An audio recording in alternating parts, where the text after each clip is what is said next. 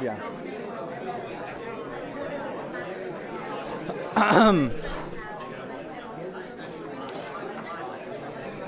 You guys ready to get started?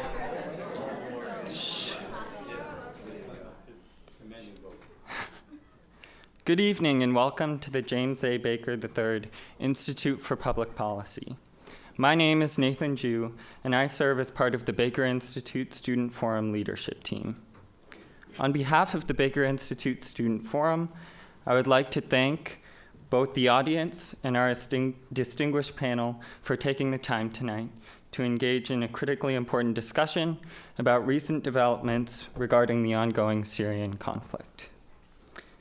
The original protests calling for the resignation of Syrian President Bashar al-Assad took place in 2011. Since then, a loose federation of opposition forces has formed to fight a military crackdown by the Assad regime. The armed conflict has surpassed the death toll of 100,000 as of June 2013, according to the UN, and regional problems and instability as refugees continue to spill across borders into Jordan and Turkey, and most recently, the use of chemical weapons continues to be an issue. I am now honored to introduce the set of expert panelists who will be offering their thoughts on this situation. Ambassador Edward P. Dirigian is the founding director of the James A. Baker III Institute for Public Policy and is a leading expert on national security, foreign policy, and political, economic, and religious issues of the Middle East. He is a graduate of Georgetown Walsh School of Foreign Service, and he has served as U.S. Ambassador to Israel in the Clinton administration, as well as Assistant Secretary of State for Near Eastern Affairs under both President George H.W. Bush and President Clinton. His distinguished career in diplomacy has also included serving as U.S. Ambassador to the Syrian Arab Republic under President Ronald Reagan and President Bush.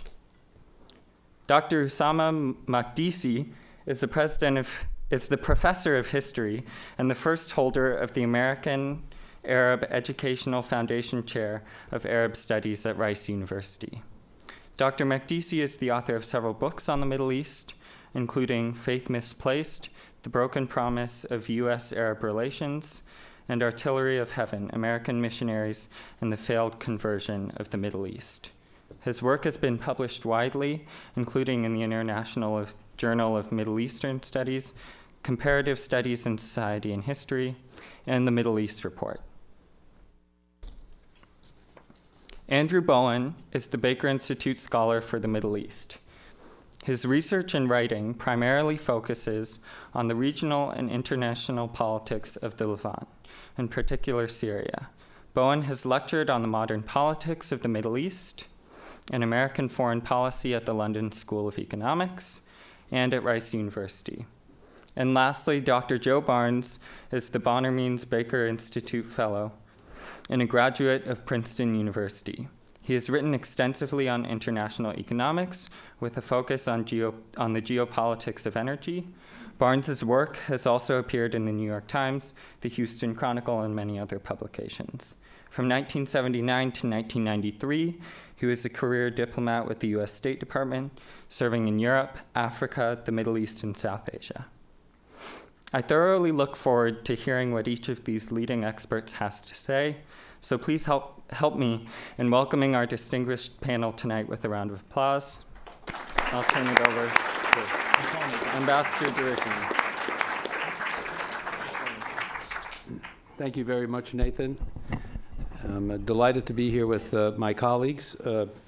Delighted that this is one of the first Baker Institute Student Forum events with a lot of new faces in the audience and a lot of new students, I think, here at Rice. And I just want to encourage you all to really participate in the Baker Institute Student Forum and the number of student opportunities the Baker Institute affords the Rice student body in terms of student internships in Washington and abroad.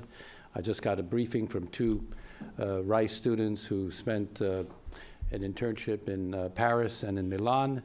We're very actively engaged in these student activities at Rice, and many of our fellows teach courses here at Rice, so I just want to underscore how important it is to us to work in an integrative way with the student body here. My wings have been very clipped tonight. I've been told to be brief, and it's very difficult for me to be brief, especially at a subject like Syria. But you know, did anyone tell you what a definition of a diplomat is? A diplomat is someone who thinks twice before saying absolutely nothing. So I'll try to live up to that reputation. Osama's laughing because he and I have all sorts of arguments about U.S. Middle East policy. So my goal is to give a very brief, I've been allocated like 5 minutes, but to give a very brief overview of the nature of the Syrian conflict and the challenges that it poses. And then I'm going to turn it over to my colleagues. And then really this is a discussion between you and us and really with them on the panel. I've described the Syrian conflict as a problem from hell. It is one of the most challenging crises in contemporary Middle East policy. There are not very good options, whichever way you look at it. If the regime prevails, that's not a good outcome. If an incoherent opposition prevails, with a radicalization of the body politic in Syria is a worst-case example, that's not a good option. The question I'd like to put on the table for everyone to really address in one way or another, is there a third way between these two bad alternatives? The other factor, in my mind, is there is no purely military solution to the Syrian conflict.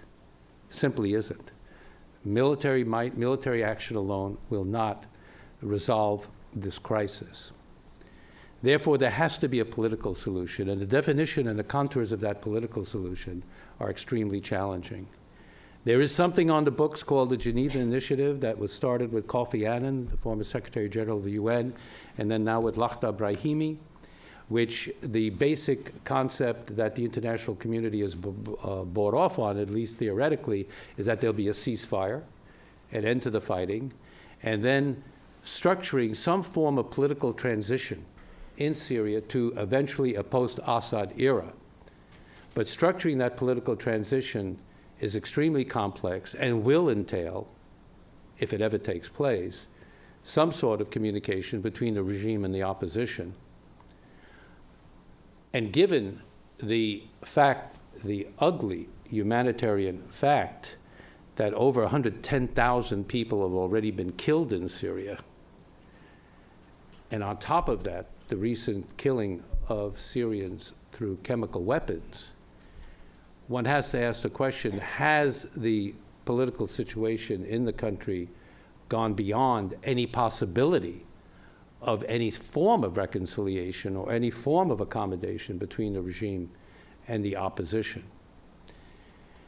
The regime is a very autocratic one.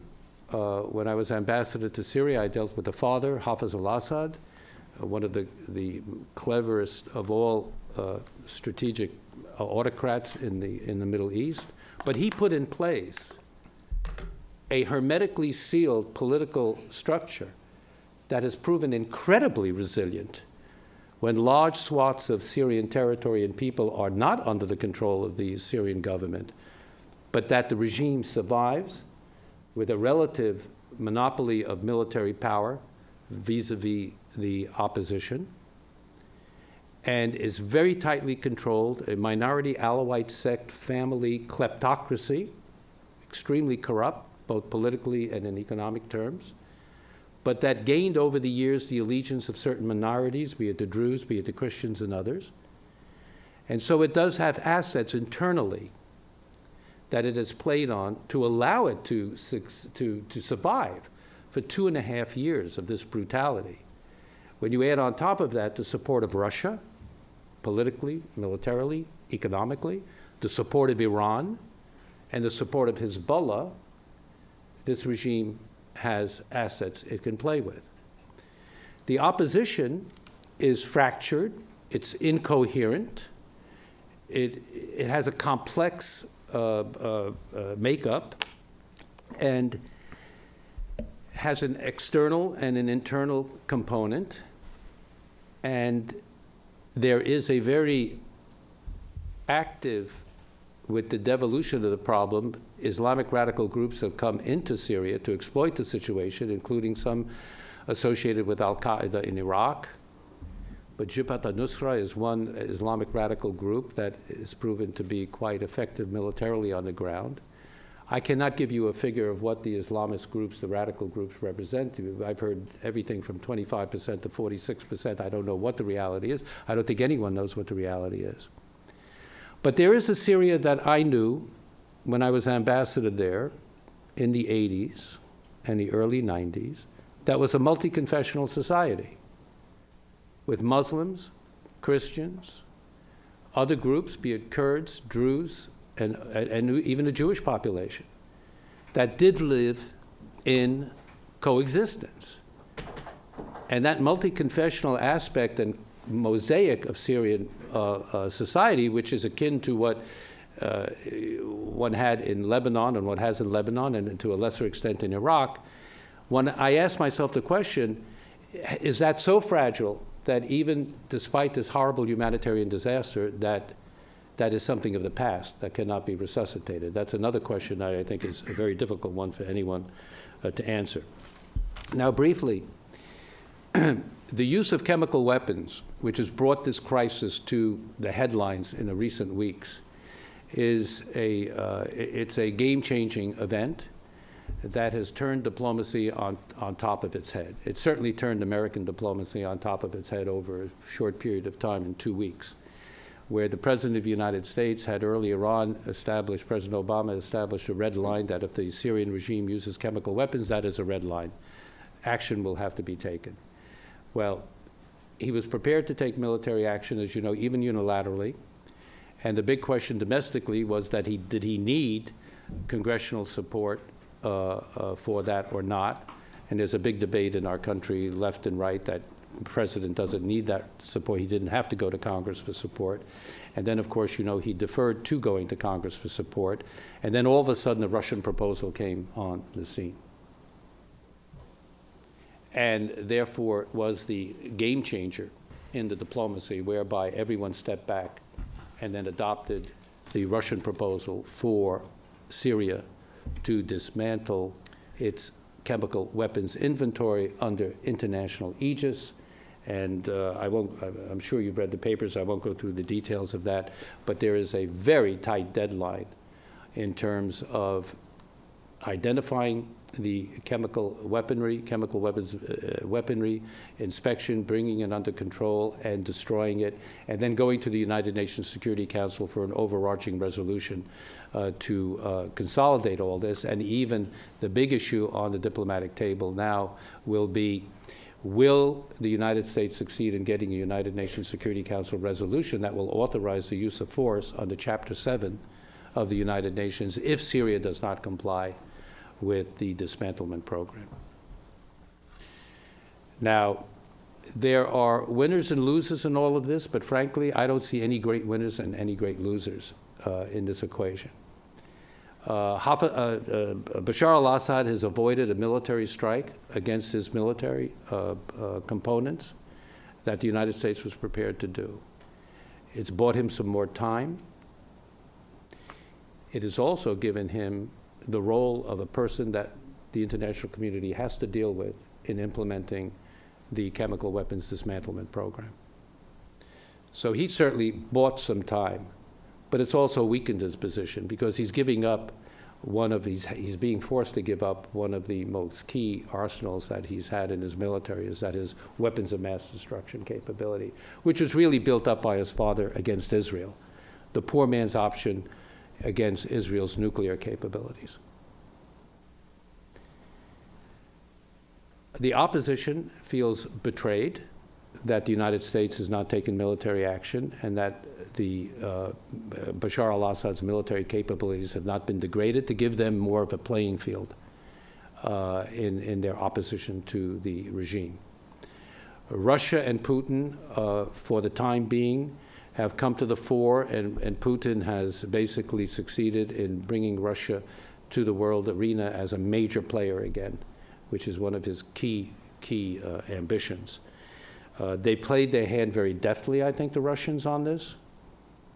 And I have no problem with that. If the end game is the dismantlement, the effective dismantlement of Syria's weapons of mass destruction, I think the end game in that is a positive one.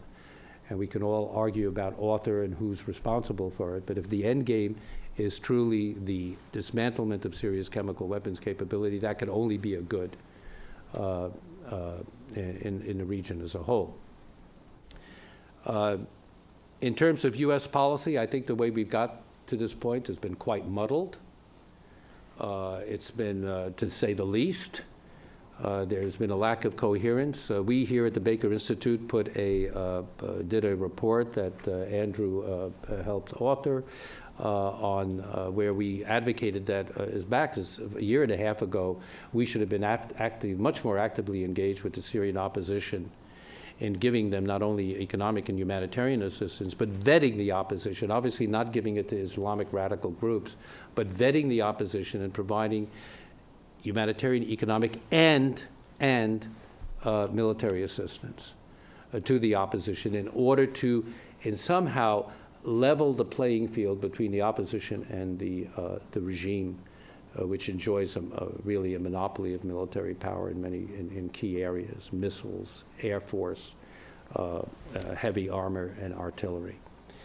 We didn't do that. We decided to avoid it. And you remember there was a big debate in the Obama administration. Hillary Clinton, Leon Panetta, the Secretary of Defense at that time, they were advocating this. The White House did not buy off on that.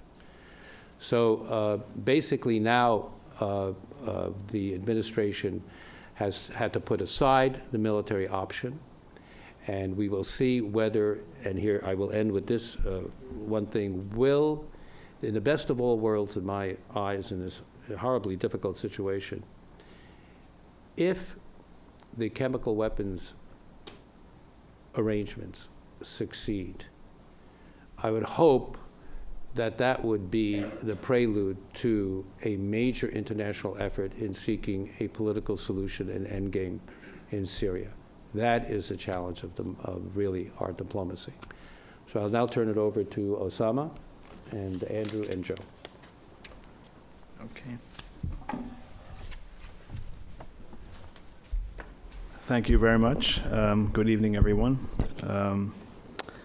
Thank you to the Baker Institute for organizing this event, and thank you for coming out to listen to us talk about the situation in Syria. Clearly, as you just heard from the ambassador, the situation in Syria is complicated.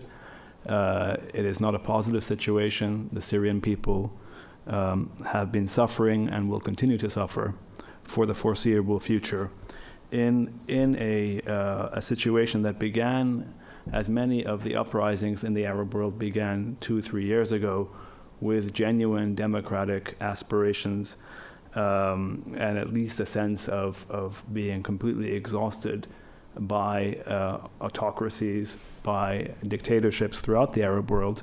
The situation in Syria, of course, is that the government, the regime of Bashar al-Assad, cracked down severely and brutally, and has been cracking down since the beginning of the popular uprising against this very brutal rule. The problem, however, is that since this initial uprising, the situation in Syria has evolved into basically what is now a regional civil war taking place inside Syria. So you have two things happening.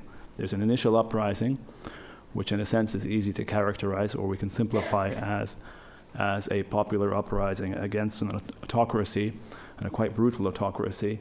On the other hand, what we've had for the last couple of years as well, and what we see today very clearly in Syria, is a regional civil war, a proxy war, in which you have two sides, neither of which, frankly, cares anything about the Syrian people or their democratic aspirations or their genuine tragic and I think, in a sense, in the short term at least, hopeless quest for freedom. And those two sides are, on the one hand, Saudi Arabia, the United States, you could argue Qatar, Israel, on one side, Turkey on one side, on the other side, Iran, Hezbollah, and the Syrian regime, of course, itself.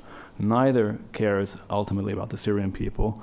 Both are using the situation in Syria to achieve their own ends and to score points against the other, or at least I think the one thing we can say with some clarity is to deny the other side a victory at whatever cost to the Syrian people. And that's what we see, it seems to me, happening in Syria. So two struggles happening side by side. Now, as far as U.S. policy, since this forum or this discussion was meant to raise questions, let me just ask you or make you think about a question that I think will help us think through some of these issues. A question that all Rice students should think about is what, of course, is the U.S. doing in the Middle East? What has it been doing in the Middle East for the past several decades? Why are we even talking about a possible U.S. strike against the Syrian regime? And how do we think about this? Not in terms of the headlines that we often get in the U.S. about chemical weapons and the terror of chemical weapons and the brutality of the regime itself, but in terms of a broader picture of U.S. policy in the region. And how do we relate this to the fact that for decades, at least, U.S. policy in the Middle East has been built on two very strong pillars. One, of course, is the petroleum order, which is based on Gulf monarchies, absolutist rule, totally undemocratic. That's on the one hand. And on the other hand, of course, a pro-Israeli policy, which is, of course, from a Palestinian and an Arab perspective, also undemocratic. So how then do we reconcile those two pillars with the situation in Syria? Why is the U.S. Even contemplating, as I said, strikes in Syria? And how do we make sense when we have neither the U.S. nor the Iranians, nor the Turks, nor the Syrian regime, nor Hezbollah, nor Israel caring anything about the Syrian people and their future and their suffering? Why in this situation, or how do we make sense of this situation? That's the complexity of the situation. How do we, how does one even think about going forward? Who do, quote, we arm there? And on what basis?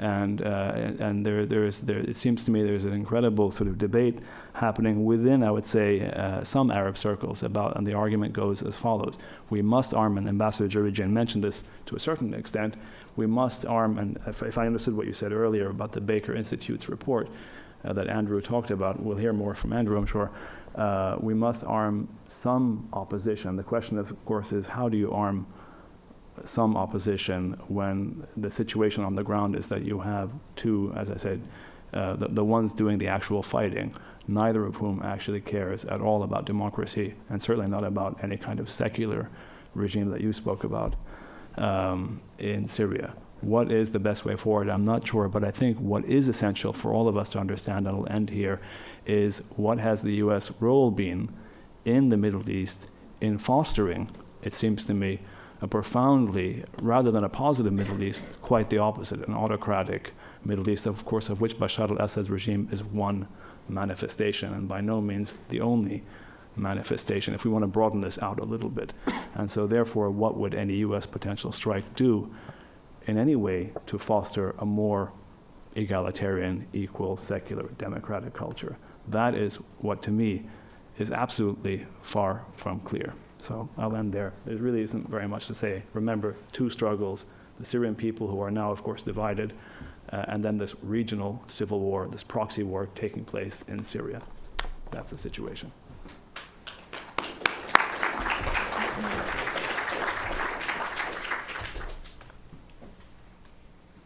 So just kind of touching on some of the points that Ambassador Jarijian made and Osama made. I think one, and I'll keep my remarks relatively brief, considering I think the Q&A could bring a more focused discussion. I think one thing to keep in mind is that the Syria that we once knew is largely destroyed as we know it now. Estimation of costs from the Jordanian and the Royal Court is that it would cost nearly $120 billion to rebuild the Syrian state. And that was as of now. And with the profound loss of human suffering, it's very hard to see how even if the fighting stopped now, how really we can go back to the country we once knew. I think another point to make is that really the challenge with American foreign policy on Syria has been that there have been many missed opportunities, from first waiting too long to back the Syrian National Coalition, and then once when the Syrian National Coalition was formed, not giving it adequate resources, not urging our allies in the Gulf to more coordinate their funding. So by the spring of this year, the one opposition body that has tried to represent the Syrian people has largely been cannibalized by internal divisions, Gulf fighting, and there's also been as well another criticism of American policy has been our, at times, over-resilience on thinking that Qatar could have actually been an ally in stabilizing Syria. As the Saudis all have commented, Qatar is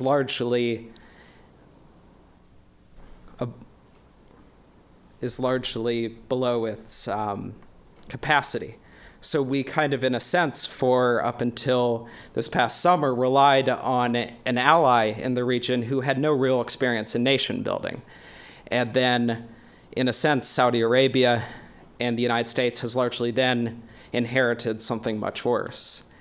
And really, this, on another note, is that the only real future I see in Syria is if we can broker a deal with the Russians. But as the senior Russian officials have told me, they said, we don't believe Arabs really can have democracy, which I think is a difficult starting point if we ever really want to have a political solution in Syria, when Moscow itself has concluded that the Arab world is better ruled by authoritarian regimes.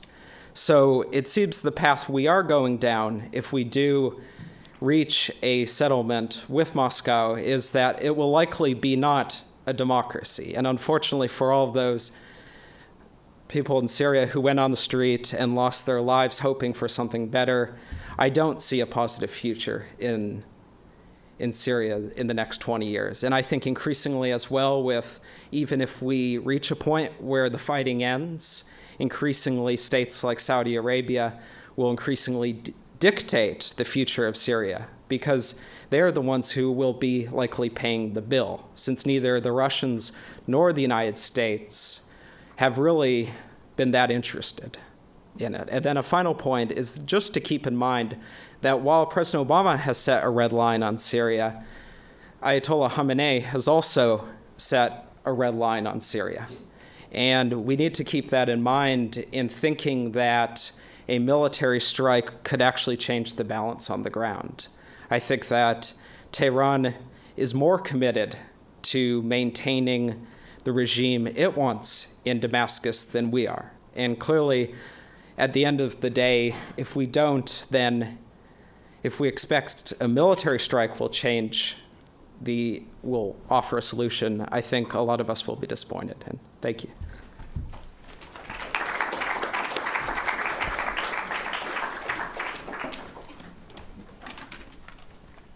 Thank you very much. A couple points before I make what I hope will be a really brief presentation. One of which is, despite the kindness and generosity of the introduction, I am not Dr. Barnes, I am but a mere Mr. Barnes.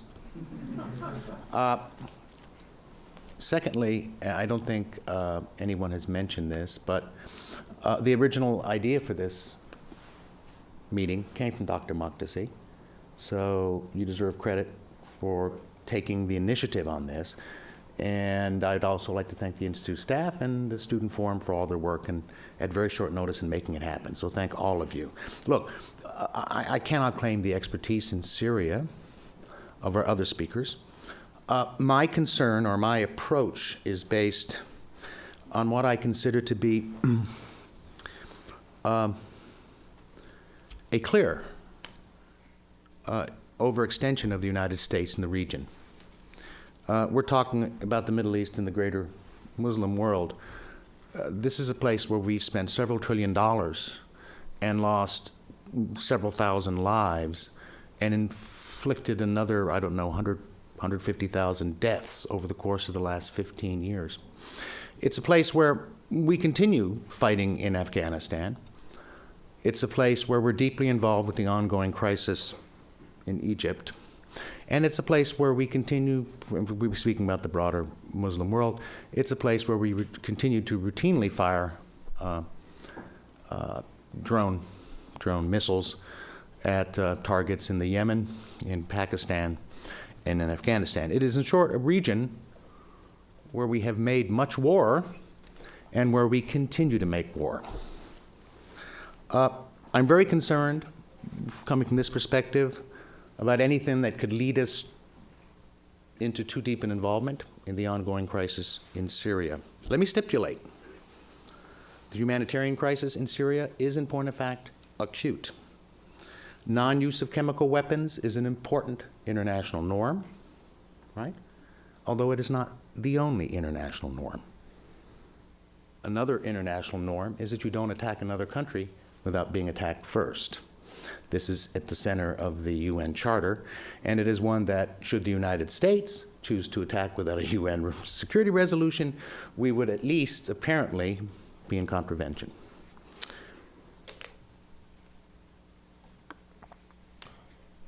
Let me make one more point. As concerned as I am about the United States getting too deeply involved in Syria, I think we also have to be very realistic here. The downside risk here may be substantial, but it does not approach the downside risk of our invasion of Iraq in early 2003. There is nothing that I see in the Obama administration statements that indicate that they're terribly keen on putting a great many American troops on the ground. But nonetheless, I am concerned about the United States slipping slowly into a conflict about which we know less than we think, and over which we have less power than we assume. And this is why, insofar as the Russian brokered deal with Syria defers what I would consider to be almost certainly unwise U.S. military action, I support it. I support it even if it lingers, even if it goes beyond deadlines, because A, the very presence of inspectors make it less likely that the government of Syria will use gas. And secondly, I'm not very keen on the United States seizing Syrian non-compliance as in yet another excuse to make war. This is my last point. This is war we're talking about. Do you remember, did any of you see Kerry denying that this was a war in his testimony? Now look, it may be a small war, it may be a justified war, it may be a legal war. But what we propose to do with Syria is war. You can satisfy yourself to this fact by this simple mental experiment. Imagine that in an alternate universe, the government of Syria had submarines off the east coast of the United States. Imagine in this alternate universe that they launched 50 Tomahawk missiles from those submarines toward military targets in the United States, including the Pentagon and various air bases and military bases. Would we consider that an act of war? To even ask the question is to answer it. Thank you.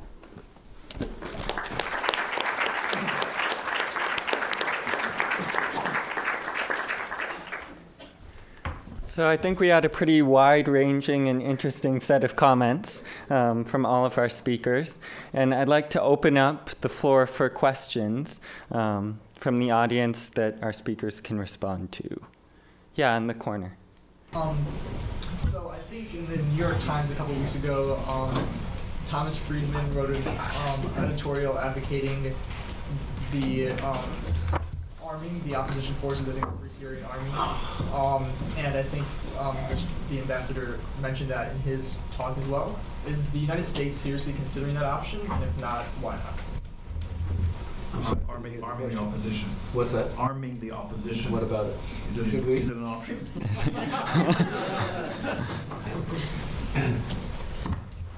I think arming the opposition is an option, but again, What opposition? I think Osama mentioned this and others, that it's an incoherent opposition. In simple terms, it doesn't have its act together. It hasn't been able to get its act together. So who do you arm? And that's been the great challenge to American policy. Going back, Joe Barnes mentioned Afghanistan. Remember, we Americans usually don't have a keen sense of history, and we tend to forget and think that everything's happening is new and there's no precedent to it. But remember what we did in Afghanistan during the period of the Soviet invasion of Afghanistan in 1979. We armed the Mujahideen. We used the Mujahideen to break the back of the Soviet military in Afghanistan. This was the height of the Cold War, and we did it with a very clear-eyed perspective that insurgency could break the back of the powerful Soviet military in Afghanistan, and we succeeded all too well. We armed them even with Stinger missiles that brought down their helicopters, that brought down their aircraft. And then we turned our backs. This is typical because Americans are very impatient, especially in international affairs. We turned our backs on Afghanistan and subcontracted out our policy to Pakistan and Saudi Arabia, who then succeeded in promoting the radicalization of the Mujahideen and even the creation ultimately of groups like Al-Qaeda. That memory bank is still there in Washington. So when you fast forward to Syria, no American president wants to make the same mistake of arming an opposition group in a situation like this, which may come back to haunt us. So that's been a very inhibiting factor in the reluctance of the Obama administration to really arm the opposition. Where I think you can argue, you can vet the opposition. There are many strands to it. There's a secularist, there's an Islamist, but moderate Islamist trend within the opposition, and then maybe arm them. So that is, to answer your question, there is that possibility. But has it gone too far now? Are we beyond that point? I don't know. I just want to, could I add something to this very quickly? I think it's important to remember that the backdrop to the question, or the assumption almost, is that whether the U.S. should get involved or not, the U.S. already is involved. And as Joe mentioned, the U.S. has been waging war, has done a tremendous amount to not facilitate, to create an extremely damaged Middle East.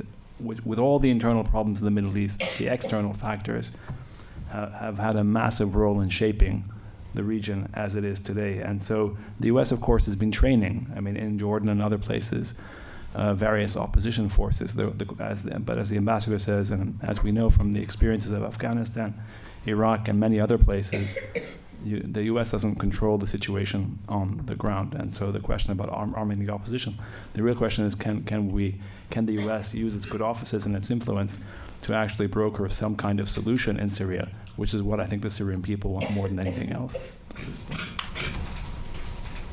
No more responses? No, nothing, Joe? Okay. Other questions? Let's see. Yeah, green shirt.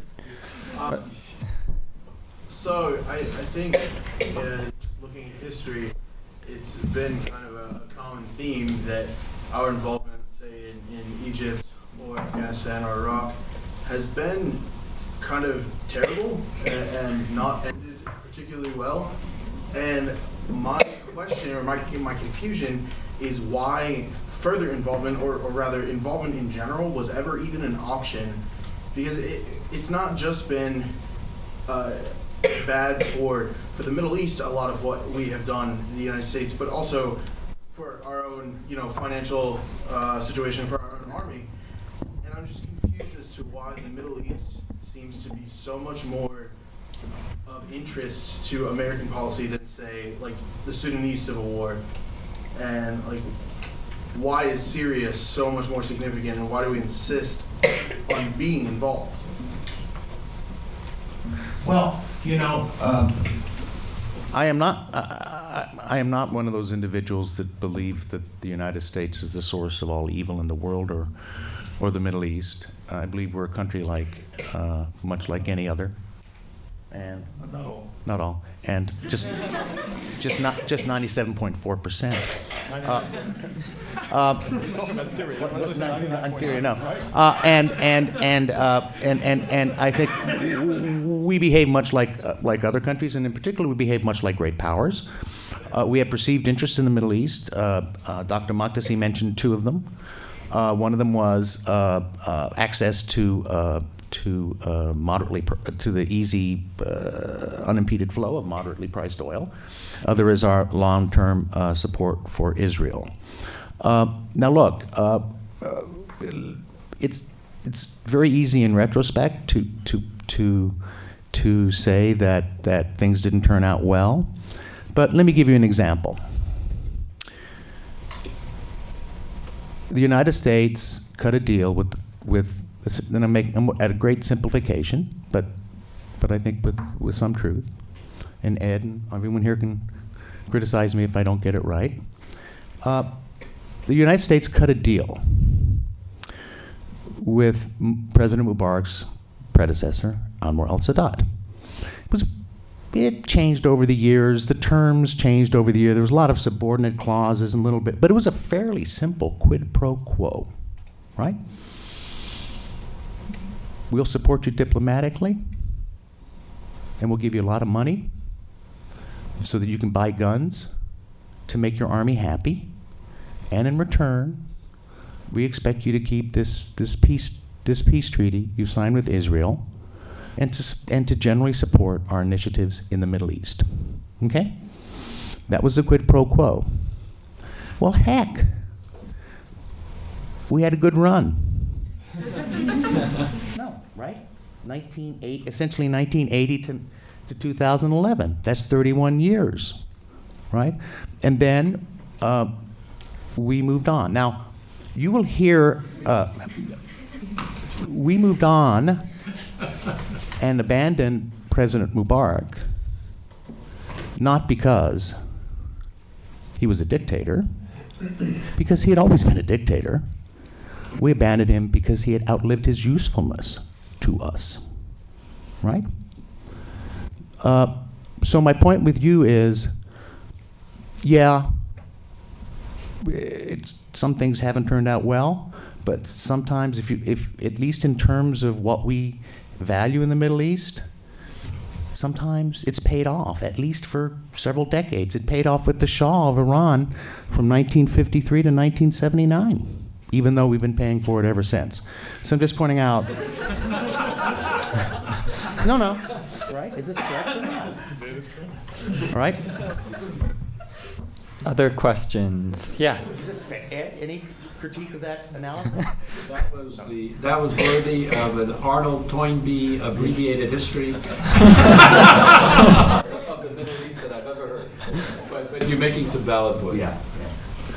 Yeah. So Russia and President Assad have claimed that the sarin gas attack was committed by the rebels, and I'm wondering how plausible the people on the panel think that is. I think that there's some, so for example, I have some contacts in Syrian Air Force intelligence, and they kind of give me the interpretation that they didn't press the button. And other members of Assad's inner circle, who some people I know who have spoken to, have been equally surprised. So the question is, on looking at the intelligence, I think there is credible intel to show that they were used, both from the UN report, from as well located in an area that would be most likely controlled by the Assad regime. But there's no clear evidence that President Bashar al-Assad gave the direct order. So the question then is, there are YouTube videos online of opposition jihadists using chemical weapons, but it strikes me it would be very difficult for them to deploy them in that area of Damascus. So the question is, could it have been a rogue unit in the Syrian army?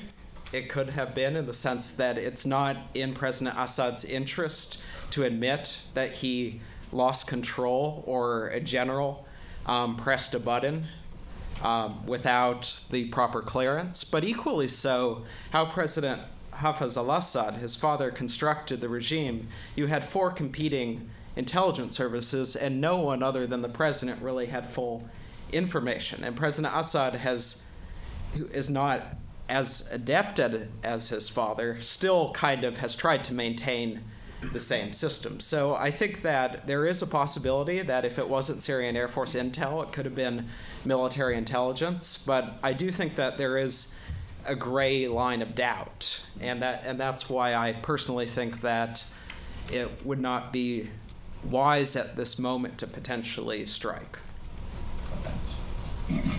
I think it's also important to remember that, of course, if the UN estimates are accurate, 100,000 Syrians have died in the civil war up until now, the vast majority by so-called conventional weapons. And I find it kind of astonishing how much attention, I mean, I understand why people are horrified by chemical weapons, but believe me, being killed by any other so-called is not a pleasant way to die. And the obsession is almost about chemical weapons because they may potentially be used by some other power against us. It has nothing to do with the suffering of the Syrian people. That is what I find that we should bear in mind again and again and again. This is not and then, in terms of the other question, the green T-shirt question, the person in the green T-shirt, you ask a very good question, and of course you're confused because the U.S. policy, as was made clear, is confused because the U.S., as Joe said, if Bashar al-Assad gave up on Hezbollah and broke his alliance with Iran and killed his people, the U.S. would be far less categorical in its approach. And in fact, just like right or wrong. And just like we really didn't care when Saddam Hussein killed those Iranians with poison gas. Or the Kurds in the Halabja Kurds, in 1988. because he was our buddy then, you see. I mean, so just bear that in mind. It's again, that this is the history. The history is actually fairly well known. And, again, we go back to this issue of the regional civil war that's taking place in Syria. Other questions? Yeah, sure, in the back. UN Secretary General Ban Ki-moon has expressed hope that the agreement reached by the U.S. and Russia on Saturday regarding chemical weapons is an important step toward Security Council unity. Do you think that this is as significant as he might suggest, or do continued disagreements such as those over military force, as outlined in Chapter 7, more realistically represent a deeper divide than differences in opinion over Syria, which will continue to be a major issue? This one quick point, if the ambassador has much more experience on this than I do. The Russians and the United States have not agreed on the number of chemical weapons sites in the regime's control, which is quite an important point because, for example, even if the U.S. claims to say that there are, say, 65 sites and that all 65 sites are controlled by President Assad, the Russians claim that only about maybe 20% less of those sites are actually controlled by the regime. So what could end up happening is that the U.S. and Russia end up bickering and disagreeing over which sites are actually regime controlled, which ones are opposition, which ones are unaccounted for. And I see that as being probably the bigger sticking point. I do think it was very short-sighted, but to have made it a Chapter 7 resolution, considering the fact that the one thing the Russians have said more than anything, which Lavrov has said publicly, privately, is that they felt that their trust was broken by the United States when they abstained from the Libya resolution and they ended up with regime change in Libya, and so any real UN resolution that gives any sense that the United States or France or Britain could do regime change would make the Russians immediately not support it. By the way, that was the most eloquent and question I think I had ever heard in any forum anywhere. Does everyone agree with me on that? Future journalists. Let's see. Other questions, James? Yeah, so bringing it back out to that wider focus, is anyone concerned of, regardless of how the future plays out with the agreement with chemical weapons, or if we arm the opposition, if things start changing from the situation they are in now, what do you guys foresee as the response of the Iran if Assad regime starts to fall, or maybe Israel if they start seeing a jihadist group suddenly taking control if Assad goes, or how do you see these actors getting involved further if the situation changes against their interest?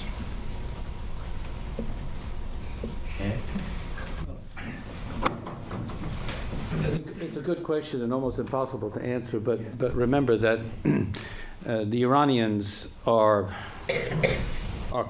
truly some of the most crafty statesmen in the Middle East.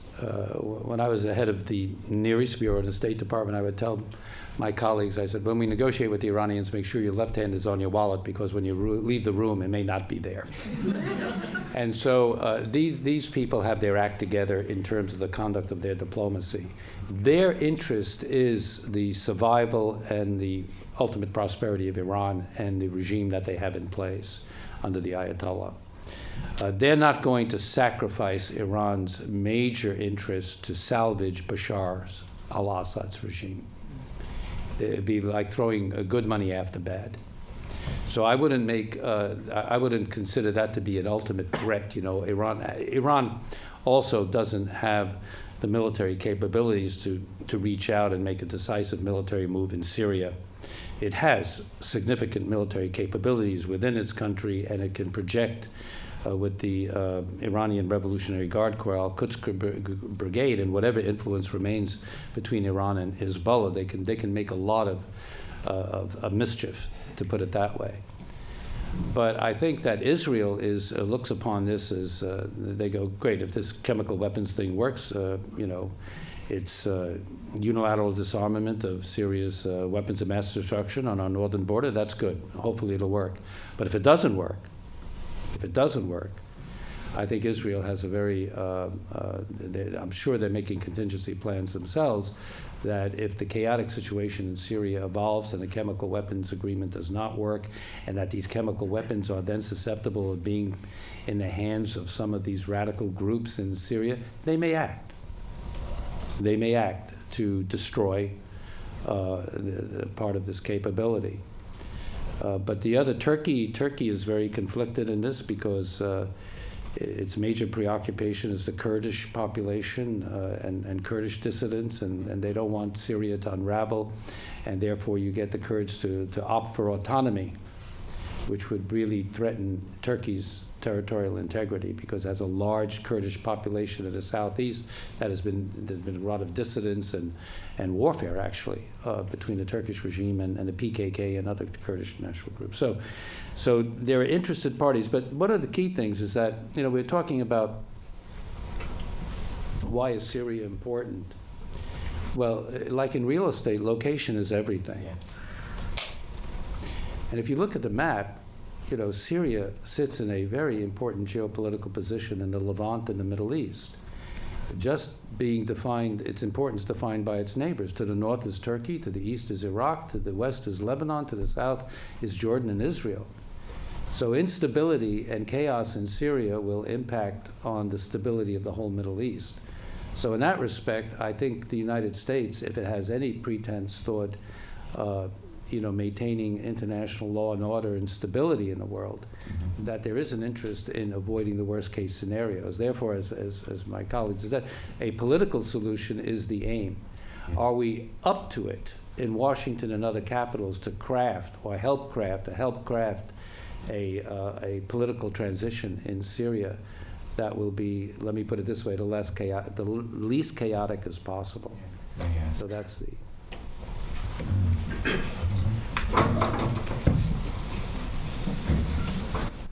Sure, yeah. Yeah, a couple of questions. One, to follow up on what the ambassador just said. Everybody talks about a political solution, but what would it look like? What exactly would a political solution mean or be in this particular case? And for Joe, I think following up on your presentation and some of the more geopolitical remarks you made, administrations are defined sometimes by what they do, recklessly or not. 2003 is one example. What is this saying about the ability of this administration to respond to this and to craft that very political solution?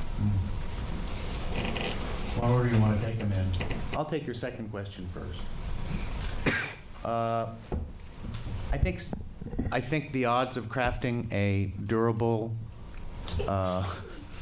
political solution to the current Syrian problem is pretty minimal. Maybe Ed disagrees, but this is a hard thing. A durable political settlement in Syria is a very hard thing to imagine.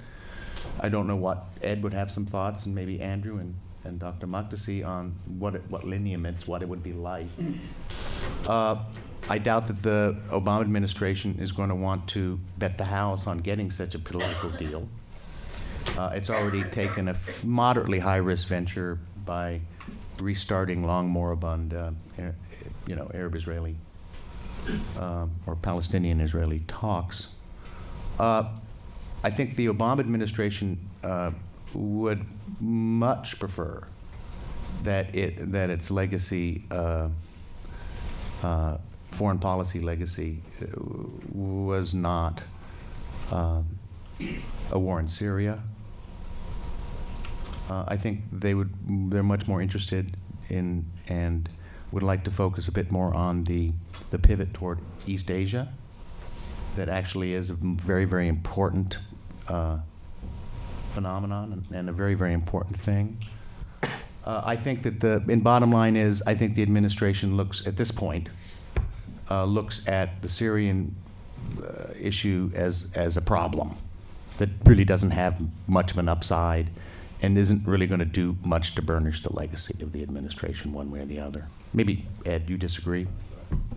Well, I disagree in terms. I don't think the U.S. is interested in solutions. It's interested in hegemony in the Middle East and in the status quo up until with the exception of Syria, because Syria has not towed the line, and which is why, of course, we're talking about a possible U.S. strike on Syria as opposed to Saudi Arabia or Bahrain or Qatar or Egypt under Mubarak or any of these other countries. And so I think that the issue is not so much solutions. The issue is U.S. hegemony and what policies are going to be pursued or not pursued based on a variety of domestic and foreign policy interests. Any thoughts on what a potential deal would look like?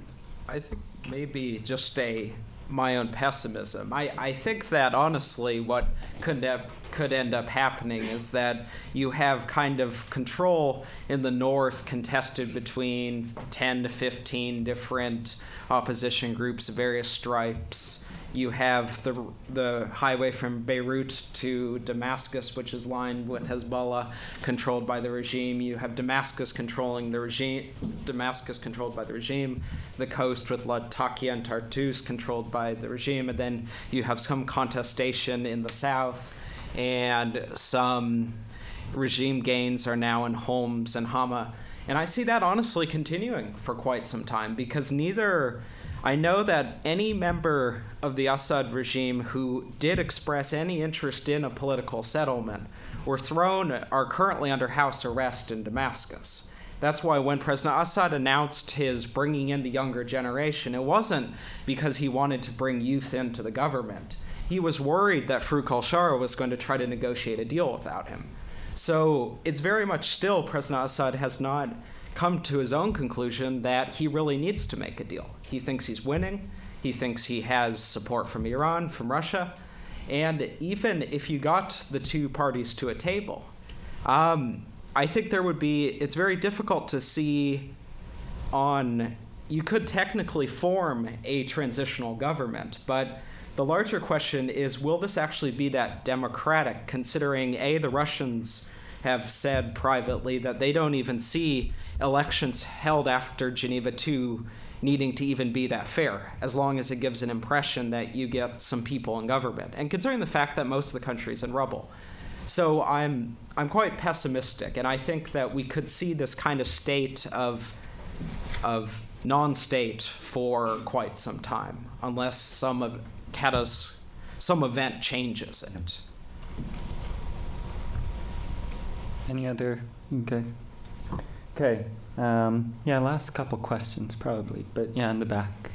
So there has been talk that Assad escaped to Tehran and Tehran has been hosting it. Tehran denied this claim. What do you think the likelihood is that Assad is in Iran right now, and what are the implications of that, if he is? I'm highly doubtful. That I know that his wife tried to leave the country this spring, and Maher al-Assad stopped her and the kids at the airport. So I would be highly skeptical if the inner circle would allow Bashar al-Assad to sit in some palace in Tehran. Yeah. Does anyone on the panel think that the U.S. interest in this issue is about anything other than hegemony or, realpolitik? And if they don't, then can someone explain the disconnect in the language between what we're hearing in the media and what we're hearing from the White House versus what we're hearing in the room today? Because I feel like there's a very big difference. Look, there's a certain rhetoric that we use. And there's a certain rhetoric that policymakers use. They use it because it makes everyone feel good about themselves. A huge portion of what we call debate about American foreign policy is really not debate about American foreign policy, but rhetoric to reassure us that we're the sort of people that we really want to be. Is that a straightforward enough answer? So it's theater, is what you're saying. A great deal of it is a great deal is theater. A great deal is theater. It's a very good question you're posing. One of the most interesting public exchanges recently on this was between what President Obama said in his address to the nation, where he spoke about American exceptionalism, and Putin taking him on in the New York Times op-ed, where he criticized the American president's pretense to talk about American exceptionalism.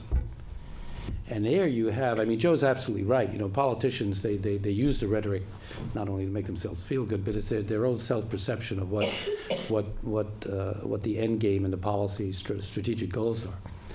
Putin, I had a conversation with Henry Kissinger about 2 years ago about Putin. And I asked Henry Kissinger, what was your impression and what did Putin tell you in that first conversation? And Kissinger said he thought that Putin would comment to him that, because Kissinger asked him, he said, what do you consider to be the greatest threat against the Russian Federation?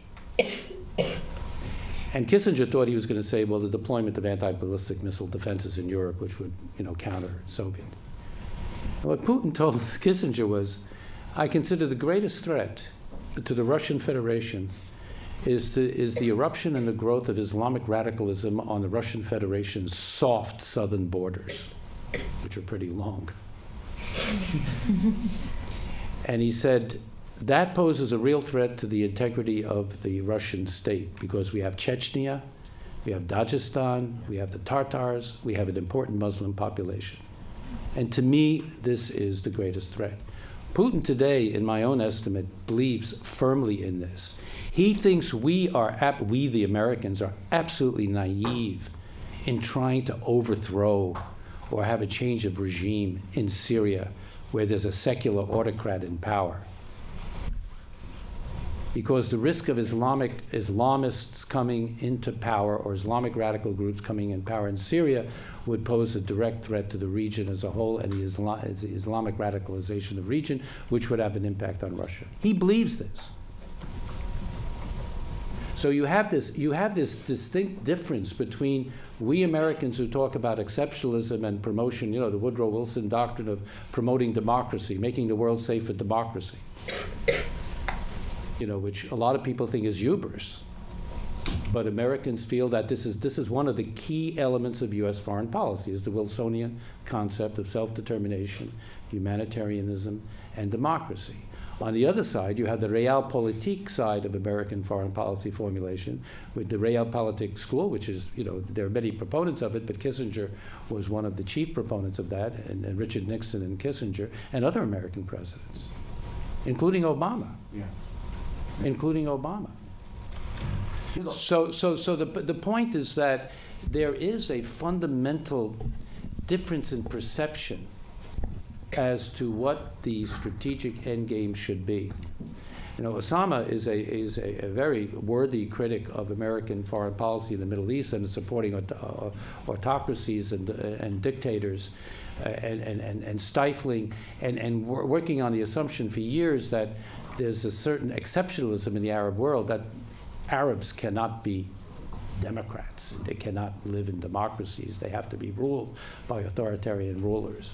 I mean, I don't believe that, but the fact of the matter is that this is another perception that the better part of American, the easier part of American policy is to support stability, talk the talk on democracy, but at the end support stability because that promotes our interests.